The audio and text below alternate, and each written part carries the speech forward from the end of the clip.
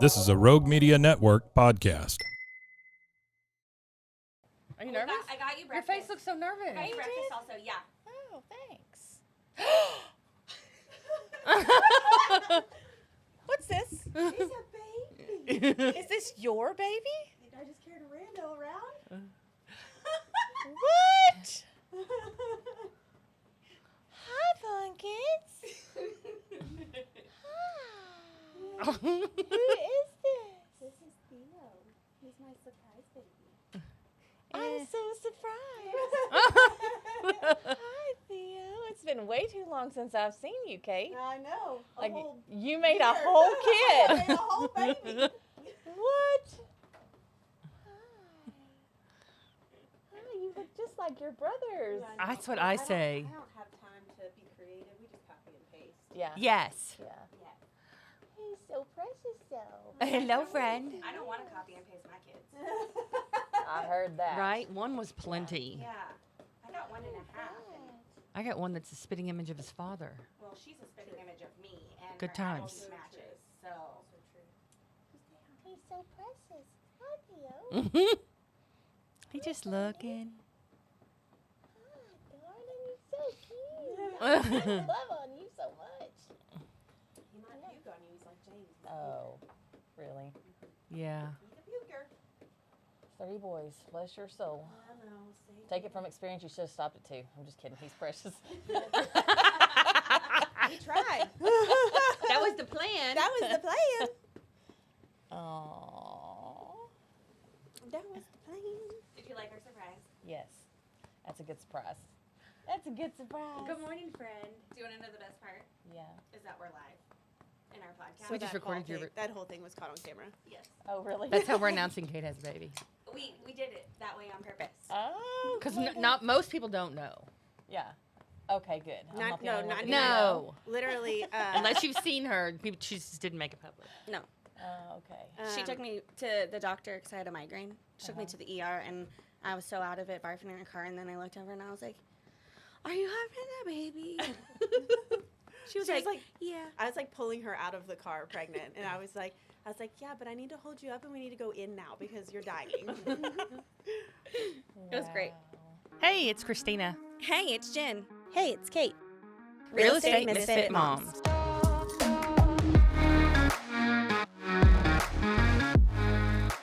Okay, so today we have Tamron with Home Abstract and Title today. It's Home Abstract and Title Company, right? Home Abstract, it doesn't. Hatco. Hatco. Home Abstract. Yeah. Hatco, many Home Abstract. locations. Yes. Yes. That's so much easier. Tamron, tell us what you do for Home Abstract and Title Company. So I research the history of the properties that you guys are buying and selling and make sure that the people who are trying to sell it do in fact have full right to sell it.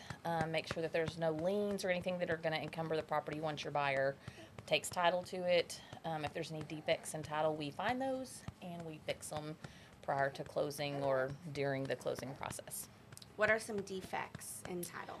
So, like if there are random people who held an interest at one point who didn't convey out, if they're like, say during the owner's ownership, they got divorced, but their spouse didn't convey out, or the divorce didn't properly divest the other party from title, then we go and do the curative during the closing process. We'll get deeds from people that we need deeds from. Sometimes we need affidavits of heirship because someone died in title and they just didn't do anything regarding that.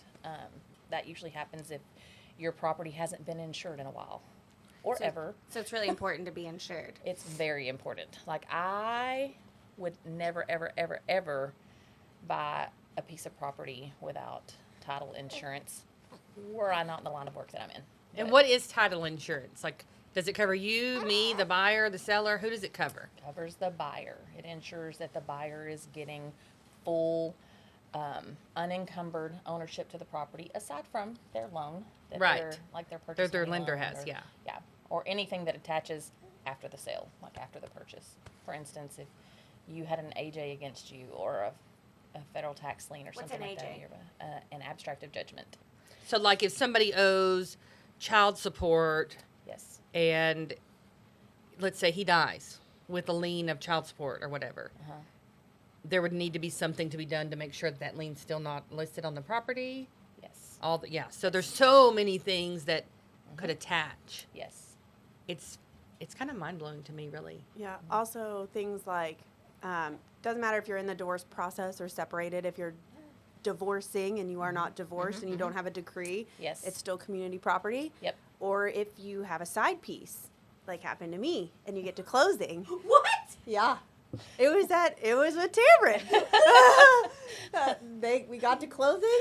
And it was And his girlfriend, and they were- it was their girlfriend. Yep, with they the were- condo. He was buying his girlfriend a condo, and we were like, oh, this. The isn't wife your- has to sign. Yeah, we were like, where's your wife? She didn't know. Yeah. She didn't know. And then girlfriend was like, some very younger, and was like, like, oh my God, she's buying me a condo, and he doesn't live here. She was blown. local. Had to call the wife. So in the state of Texas, because he's married, his wife would be part owner. Correct. Would have ownership in the property. Correct. Had And to so sign the that's deed. why it's important. I mean, it doesn't matter how you buy it. Say, like, you're paying cash, and maybe he thought, oh, it's not going to matter because, I mean, in that case, I think he was getting a loan. He was I getting a remember, loan. yeah. But sometimes, like, even if you're paying cash, if you buy property, Texas is a community property state, so if you buy property, any kind of property in the state of Texas, it's presumed to be community property, which means half of it's yours, the other half belongs to your spouse, because we don't know where you got the money to be purchasing Right. this property. So it's important how you take title. So like if you and your husband, like you have a homestead and you're buying a piece of property that's strictly going to be an investment property. Well, one, it's important to make sure that your deed in says that you're taking title as your sole and separate property. And then when you deed out, we're probably still going to like ask the questions like, have y'all ever resided on this property? We may require that your spouse sign a homestead designation because we don't want people to sign out without their spouse knowing that they're Right. conveying out the property. So if they sign a homestead designation, then that's going to bring up the question, well, why do I have to do that? Well, we just want to make sure that you know that this property that is potentially community property now is being sold and you're cool with it. So both parties have to sign the homestead designation, even if they're both not signing the deed, typically. Now, the state of Texas also recognizes common law. That's true. So, and I've had this happen before, if you say out loud is the way I understand it, like if you carry yourselves as husband and wife. yes. Yeah. So, like, if you filed tax returns together, which I've had that happen before, where they had kids together, and so it made sense financially for them to file tax returns together. Well, now in the state of Texas, you're considered married because you filed your tax returns that says you're married. Yeah. So, if somebody comes to closing and says, this is my wife, even though it's not, we went to the courthouse, in title's eyes, We would probably want her to deed out. If they lived in the property together, that means that they maintain that property as their homestead. Her money could have gone into it, his money. She could have an interest in the property. How I typically look at it is, in the event, like, say we're not selling the property, say we're getting a divorce. If there's a chance that we're going to be fighting over this property, then that means both of you need to deed out. that makes sense. Because, I mean, and I've seen it happen. Like, I've seen situations where, like, this was the wife's separate property. Like, she had it with her first husband. They got divorced. It was given to her, during the divorce. Well, husband number 2 moves in, and he decides, oh, let's remodel it. Let's add on. Let's do this. Let's do that. And he's putting his money into that property. They get to divorce, like, to the point where they're getting divorced, and he wants his money back out of that house. Right. So you have now converted the property from her separate property to their community property because he has put community funds into it. So there's a lot, which is why most of the time we just say, like, if you're married, spouse has to deed out. If you've been married 5 times, we want to make sure that every single spouse has conveyed out any interest that they had in the property. I've had to go back for it. Yes, I know. I have had to go Yeah. back. Like, this lady, I think she was married like five or six times, and in one of them, the property didn't change over. They Right. didn't use the property description. They just The left address, it. yeah. They just Yeah, put the address. And we literally, I was like, do you know like where he is? Nope, no clue. Do you have a phone number? Mm-mm. You don't speak to him? No, have no clue. I was like, you're gonna need to find Yeah. him. So either Tamron found him or she ended up giving up some information to where we could find him, and then he had to come in and deed out prior to her deeding out with her current husband, which was from that like 3 down from that man. Right. Oh, So- man. Well, that. I mean, she was like maxing out her marriages in Oh, I bet Texas she at was that point. happy. Yep. Yep. Now, when you use the word deed out, what does that mean in layman's terms? It's just signing a deed conveying any interest that they had to whoever they're deeding it to. Usually it's whoever's trying to sell it. Gotcha. You know. Gotcha. It's What are basically- some of the things that you see like all the time, like common title issues that you see? dead people all the time? Dead people. Tamron sees dead people. That's what I told him when I first started working with Tam. For whatever reason, I had a lot of probate. Yeah. That's where I built a lot of my business was probate. Like, I don't know if it's because people dislike me or dead people like me. I don't know. But I would always go to Tamron and be like, Tamron, I got a lot of dead people again. She sees dead people. Yeah. It's because like most people don't realize how important it is that like, and it depends on like the nature of your property. It depends on the nature of your family. Like let's say, to make it easy. So laws change, right? Like, I mean, all the time. They're constantly changing. So our industry is constantly like evolving and changing the rules, right? Constantly. To coincide with that. So prior to September 1st of 1993, the law was... I was 4. I just want you to know I was Yeah. 4 at that time.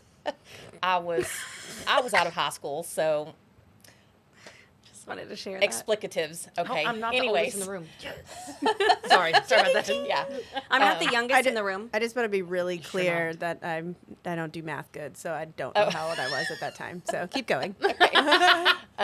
So anyhow, prior to that point, if someone died without a will in the state of Texas, their interest in all of their property automatically went to their children, right? Like not to their spouse. Like even if like the kids were little, even if like So these went to a kids- 5-year-old? These kids ain't put no money in this, It's like right? it's true. like back to like England, like king rules the roost. Oh. Right. So after that point, it changed. So now there are a couple of nuances though. If you and your spouse have been married only to each other, and Okay. y'all have no one has any like outside children, Right. like there are no children born outside of your union. So all of your kids are yours and your spouse's. Okay.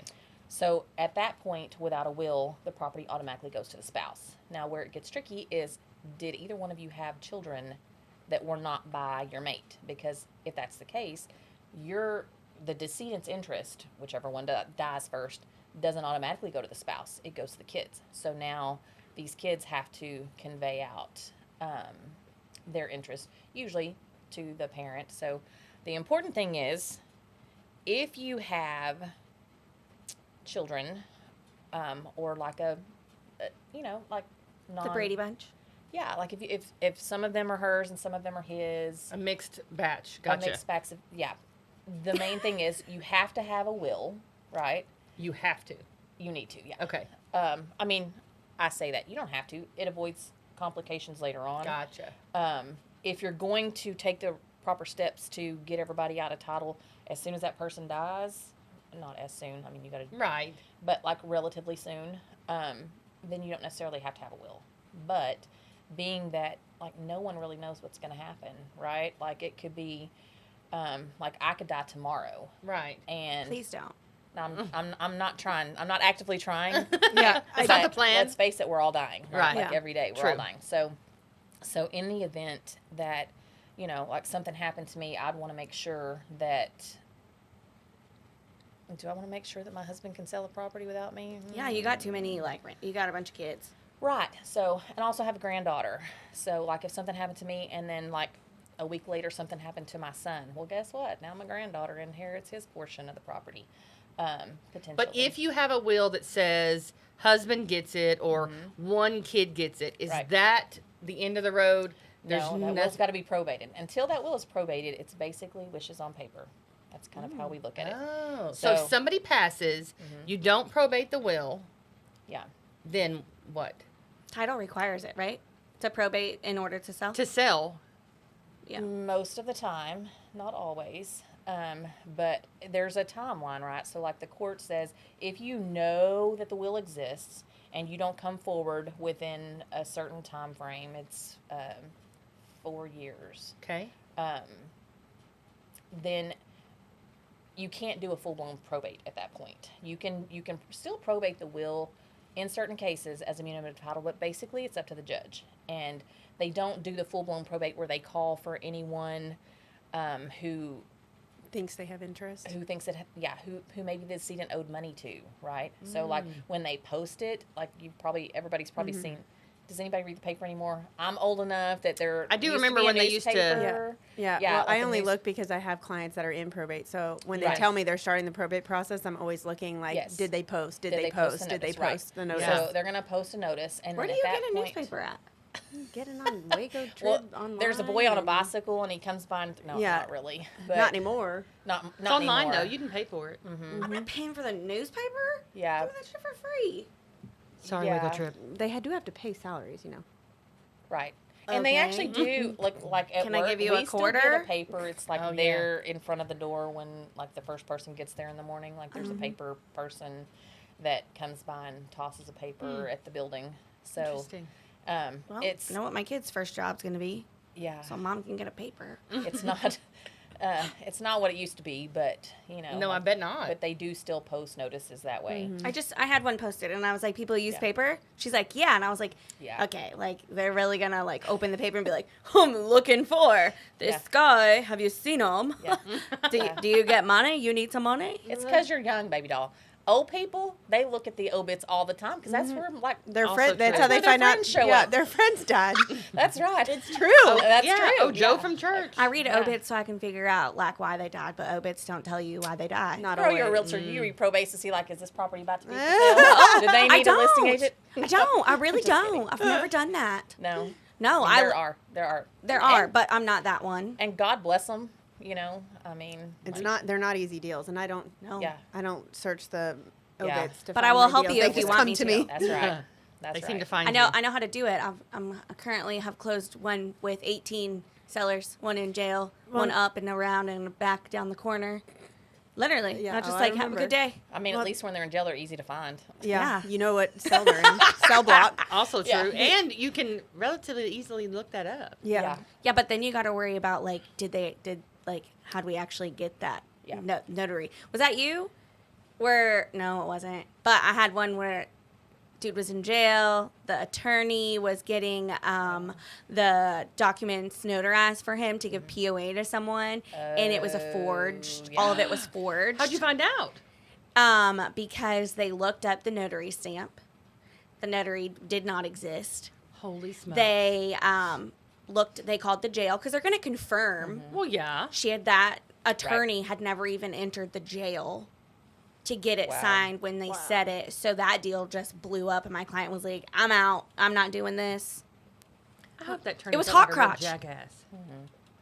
Well, and I think a lot of people, when somebody dies, Hot crotch. He finds the good deals, don't he? I think a lot of people think, oh, you know, so and so has died in my family, and I'm going to inherit so Yeah. much money because they have a property or whatever, and it's paid off. But after probate, attorney's fees, and everything else, like that estate dwindles like quite a bit, and especially if there's still a lien on the property, and if there's multiple people involved, like heirs and stuff. Like I have one that has 8 heirs right now, and all 8 are signing. So there's an executor most of the time, we hope, that is the one signer. It's the one person that has the right to make the decision. It's the one person that has to sign. It's the only person I have to talk to. But I have 8 in this particular deal that I have, and it's a blended family. So it's opposite sides, and the opposite sides don't get along. Oh, And great. one side knew about this property for a lot longer and wanted to keep it. And so people think that they're going to get this instantaneous money. Like, oh, I'm going to sell it. I'm going to make this instantaneous money. One, a lot of times they get split. And two, probate takes 6 months to a year, most times, to get through court. And it's a long process. So it's like, you might be paying taxes on this place for that time. And a lot of people, when they inherit something, some people don't even know they've inherited it. They don't have a clue. That's interesting. Some people inherit it with lots of taxes, dude. Like you were telling that story, I kept looking at Jen because I'm like, this sounds familiar. Yeah. And Jen was like, "Are you talking about my?" I'm over here. I'm like, oh, that sounds familiar. I'm over here counting my sellers on it. There's a new attorney involved. It has tax. It's going to the tax office for auction. Yeah. It's been under contract They for better 2 hurry. years. We're just like waiting because I got this little lady who came in and was like, she treated me like a daughter. Yeah. Well, guess what? She's considered now adopted and has to sign a deed out because Just because of that? yes. Yes. Holy. It's in state of Texas. Yes, you don't have to have anything. So I got a little lady over here, but now she won't reply to anybody. And so now we're like trying to throw some money at her because we're trying to get this deal closed so that like the taxes can at least be paid. If not, the buyer already told me they're going to the courthouse steps. They gonna buy it for pennies on the dollar to what it's under contract Right. for. Well, 2 years. Depending on if someone's bidding against them. That's really the But the downside to that. He's is, got at least yeah. a lot tied up in Right. it because he's had it under contract for 2 years. So he's got a while to go for that. And most people, most people think, oh, hey, there's $30,000 worth of taxes due on this, so I'm gonna go pick it up for $30,000. Then when they've got somebody that's like, no, I was willing to pay X amount of dollars for it, so I'm gonna go up to that. Maybe everybody kind of shakes loose because in reality, that buyer's the only one who's actually seen the property, like actually, looked inside to know what all it needs and The everything. craziest part is that house has had a caretaker the whole time. It has, yeah, and it's in really good shape. And so like it there's needs to be remodeled. It's old, outdated, Right. whatever. It's But it's not dilapidated or anything. No. because It's they've been had a taken care of. caretaker the whole time, and she Yeah. still takes care of it and still checks on the property and makes sure that the light on the front porch stays on, so people think that it's not vacant. Yeah. And like that house is in really good shape for this buyer to take on. Yep. And that's why I don't think he wants to let it go because of the neighborhood it's in and the condition the home is in. And so Makes but I sense. got like 7 or 8 sellers. Like I don't even actually know how many there are because I got this yoo-hoo over here, and then I got one over here who doesn't want to sign because he has so much child support to the state, so he's Right. not going to get any money anyways. So he signed his rights out, and then I got these 3. What are we doing here? And what about this? And I got a lot. I don't know how many, but there's a lot of I them. think there's 8. Yeah, 8 sounds right, yeah. I'll take it. It's Yeah. better than 18. Yeah. Oh my God. Chris- And the thing is, it's like this one isn't even worth fighting over. Like there's no money in it. Like Yeah. the By the time amount they of divide it taxes up. is over half of what the value of the home is. Then realtor fees, Right. then Attorney title fees. fees, and their title fees are outrageous because they've done so many affidavits. They've done all these. Now they have a state attorney, so this is their second attorney as well. Yeah. So they had a local one. Now they have a different one, and it's like all these little pieces. So like, you guys are fighting over $5. Yeah. Dude. So that's why you get title insurance. Well, So- so we had something not like that crazy, Yes. but so you were probably on the back end of this deal. You talk about the adopted out daughter? No, Because that's like one of my next worst ones. No, the one where we had it under contract for almost a year, and That's a it was long out in time. Mart, and it was a property that the guy had sold his house and the land with the house to a person, and then let the land next to it that he also owned go to the courthouse steps. And it was within the time period where he could go back, pay the back Redemption. taxes, and redeem that property because it was causing a cloud on title. And so, But when they bought it the first time, they didn't do title work. right, because they did it outside of, they owner financed it or Yes. something. And so they didn't get title work. So none of this came up previously. So they signed it over, they just turned the deed in or whatever. So he went back, and I mean, we literally forewarned him, tracked him down. He had stalkers, so he had someone else taking care of it. I found his brother on Facebook, messaged him, said, "Are you the brother of so-and-so?" trying to reach him regarding this property. We're having a title issue. We need his help to clear it up. Emailed me from some like random email that he made up because he had people stalking him because he had other family stuff because he was adopting children, and the family of those children were trying to follow him. And then we like all the things happened, like all of this craziness. There was a wholesaler involved that had bought the property on the courthouse steps. Then that empty lot, owner financed it to somebody else. And then basically he was able to go and redeem the property. I have no idea what happened to that guy or the buyer that they had. But basically the owner, I guess at the time, lost that property because it was redeemed. And the wholesaler lost out on a whole bunch of money. I think they have to give them what they've paid for it. Like, they don't just get to wipe it, come in and be like, hey, this is mine, I want it back. Like, they actually do have He had to pay all the back taxes and the fees. Yeah. And actually it was the owner of the house that he sold that paid those. He didn't even pay it. Right. He just had to go sign the paper. And the only reason this came up was because the property lines. Yes, because the garage was 12 it was 1 foot over the boundary line that we could that the surveyor could find. We had the surveyor go back out twice. Yeah. Verify this because the fence was built on the line that they thought, and the house was 1 foot over the actual boundary line. Yeah, surveys are important too. That was the other thing I was going to touch on. Probates, surveys, y'all got to get them. Mm-hmm. Like, it's important, and with a good surveyor, like not a hack. Can you explain like what a survey is to a dummy? So, basically, what we deal with in title is paper, right? So, like, things have a legal description on paper. Sometimes that has been passed down for like many, many, many years. I had a file recently that my legal description had not changed since the 1800s. This property had been in this family since the late 1800s. Wow. That's cool. It was like over 500 acres. It was a big farm, a beautiful piece of property, it was like over 500 acres, multi-million-dollar sale. The legal description had not changed since the late 1800s when the family first came into the title to the property. And one of the heirs, we've passed it down. At one point, they put it into a trust, which is another, good thing to do in situations like that. But anyway, it had gotten passed down using the same legal description. So the new buyers coming in, they're like, I'm paying millions of dollars for this. I want a survey. I want to make sure it's 500 and whatever acres. And so they get a survey, and when the people had bought it, they kind of bought it in pieces, right? Like, so they bought some from this. That's how they used to do it. That's how they used to do it. Yeah. So they bought some from this family, some from this family, some from this family.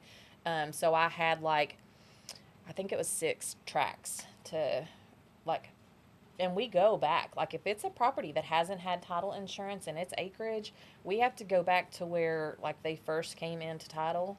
And so I had to actually research the title back to 1894, I think it was, to make sure that, yes, they did, actually have all the property. Well, it turns out by the time I researched all the tracts, there was one piece that was supposed to be, according to the appraisal district, a 6-acre tract. So it was, I could not find a description for this 6 acres anywhere. And I'm like, I'm not finding a deed for this 6 acres. So we finally figured out that it was conveyed as part of a bigger piece before the description. At one point, I don't know if it was that they took out a loan or something, but at one point they did change the description to follow an original abstract line, and essentially what they did was they cut off everything beneath that.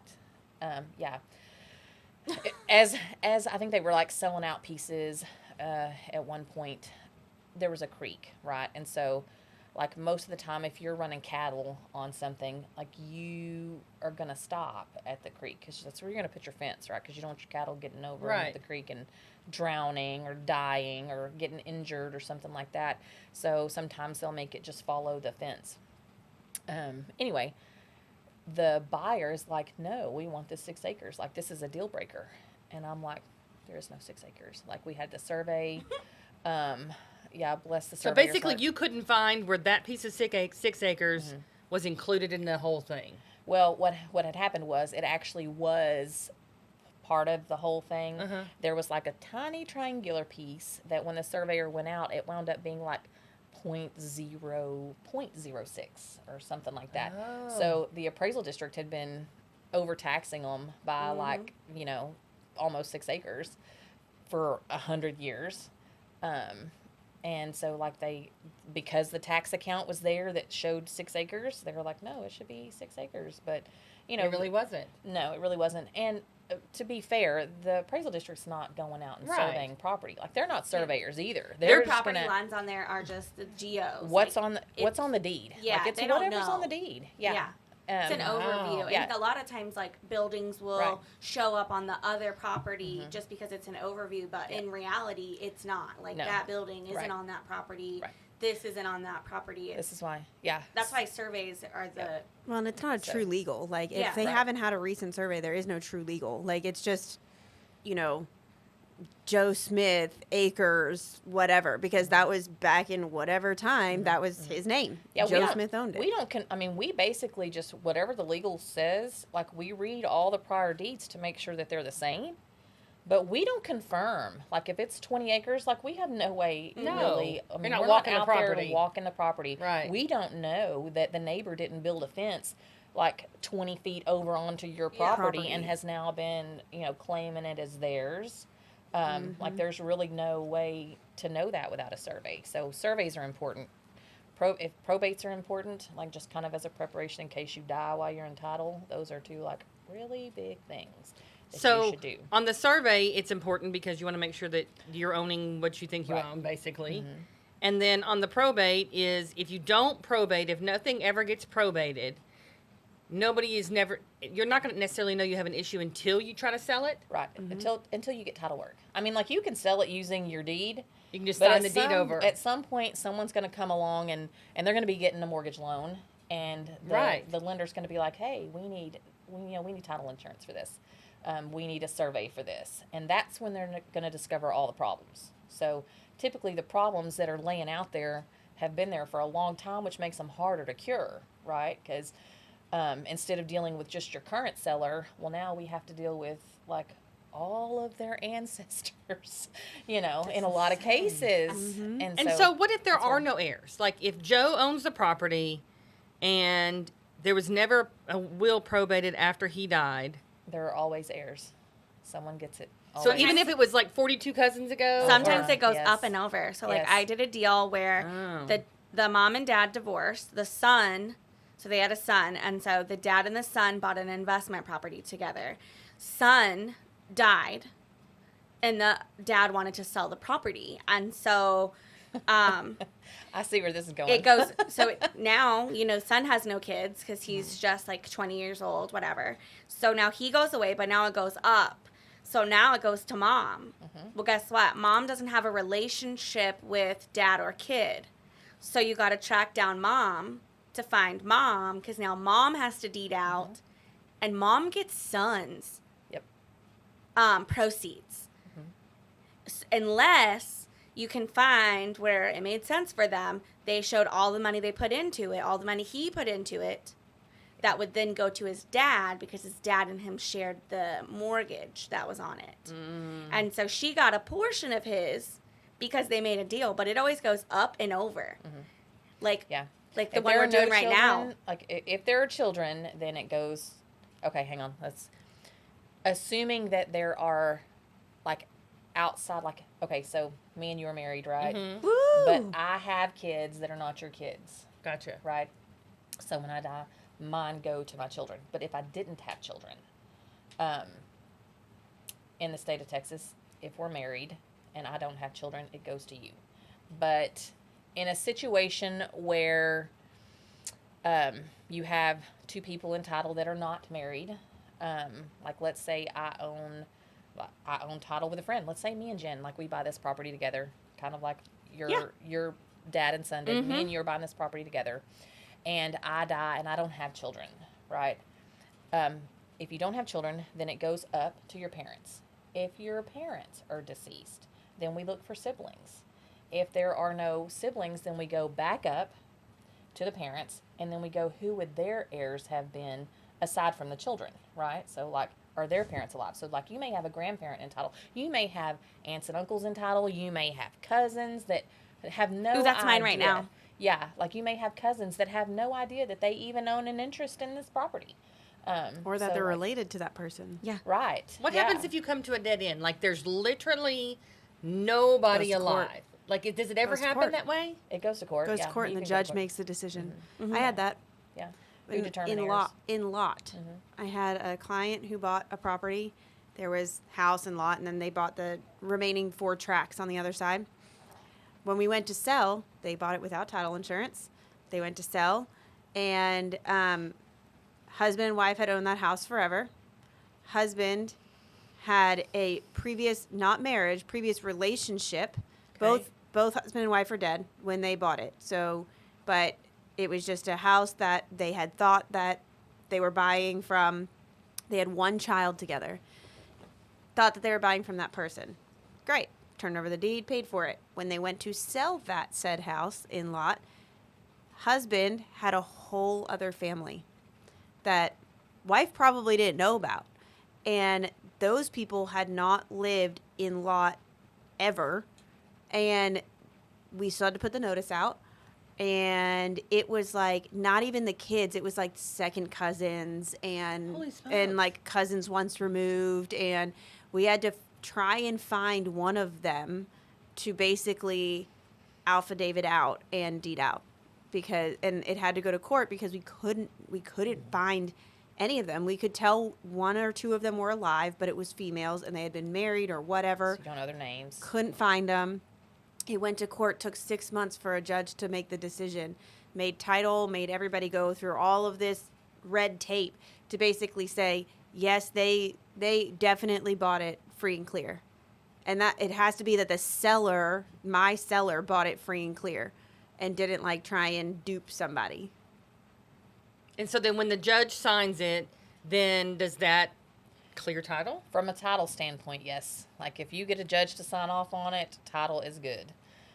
Because like it takes Wow. like it takes the risk off of us. Right. I mean, like there's a judicial determination of heirship. These are the heirs.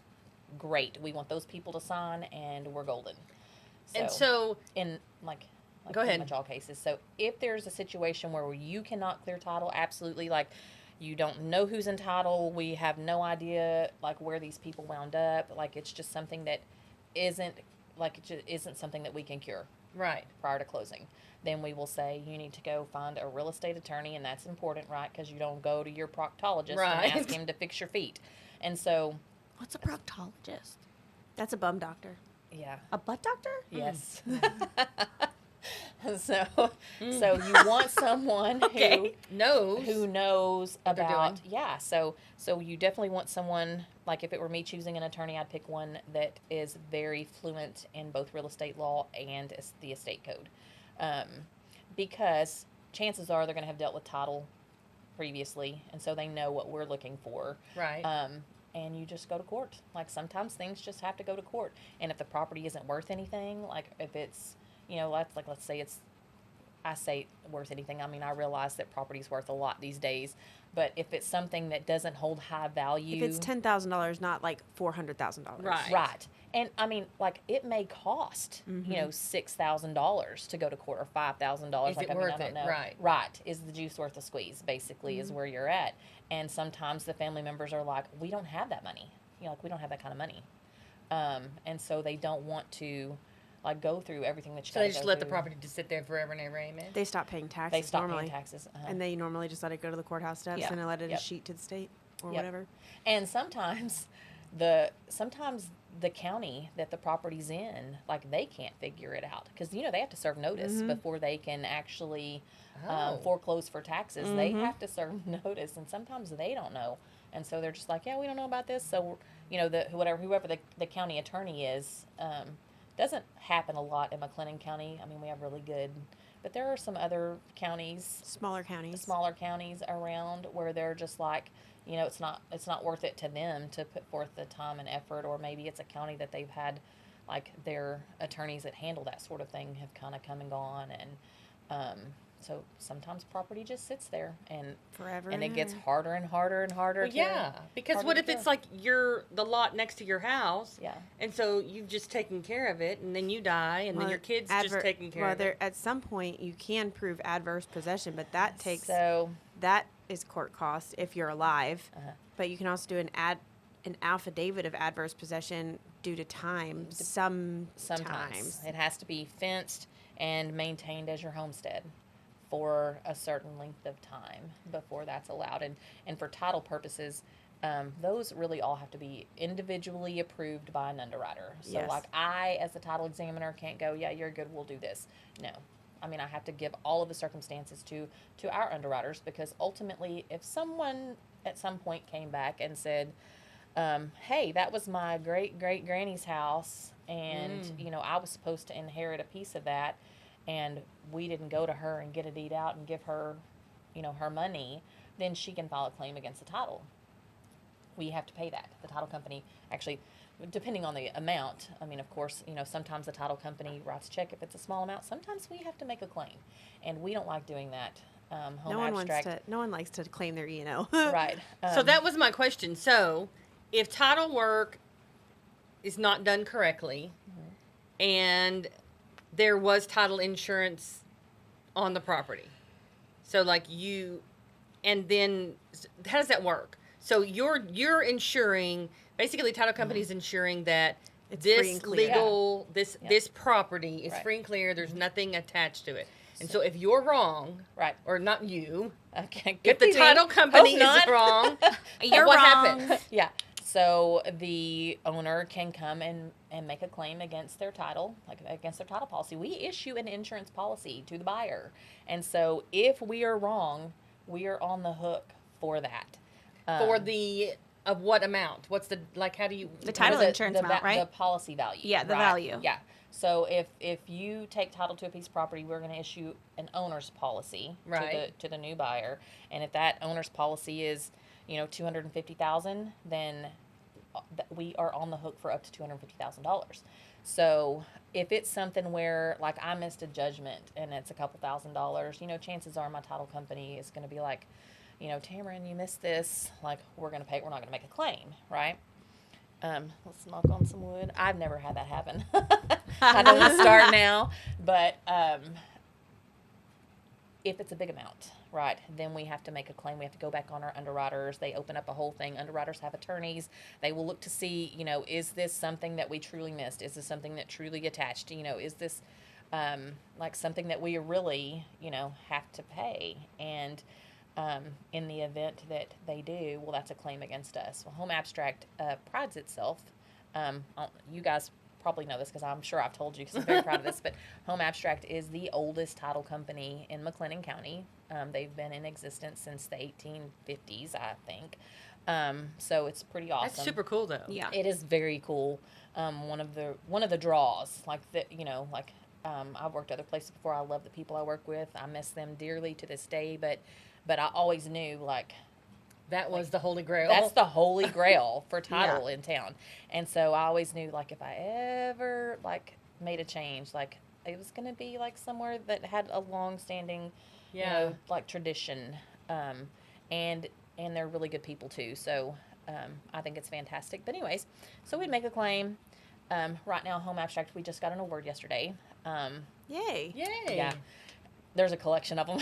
Oh. For being under 5% for claims, and also, like, being one of their top producers for Stewart Title. Nice. Who's that's one cool. of one of our underwriters. underwriters. Yeah. And also for having been with Stewart Title for over 60 years. Woo! Wow. Way to Yeah. go. Yeah, so that's big stuff. that is big stuff. That It's is pretty really cool. So Yeah. yeah, but I mean, you guys don't have to choose Home Abstract, but I would. Yeah. But if Yeah. it were me, Yeah, they're that's pretty cool. interesting. Yeah. So I think moral of title- the story is get title insurance. Get title insurance. Because Yeah. the other side of that is so you get title insurance, something's wrong, they get sued. Mhm. If it's seller to Yes. buyer, title's not involved, seller gets sued. Yep. Hey guys, join us next week for part 2 where we continue to spill the tea with Title. This has been Real Estate Misfit Moms. Don't forget to follow us on socials at Real Estate Misfit Moms and bookmark our podcast so you never miss an episode. Remember, miss, you fit in here.